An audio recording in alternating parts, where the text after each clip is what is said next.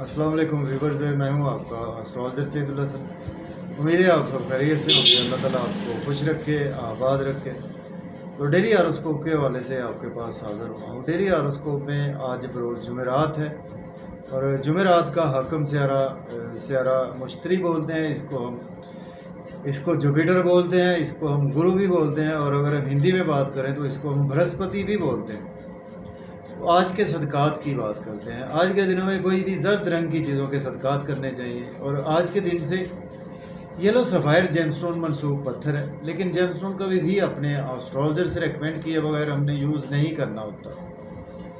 Jupiter पर थोड़ी सी बात करते हैं। जुपिटर हमारे आसमानी कौंसिल का एक नहायत ही ऑस्पिशियस प्लैनेट है, और जुपिटर को अगर हम काल पुरुष कुंडली में देखें तो जुपिटर के पास 2 हाउसेज हैं।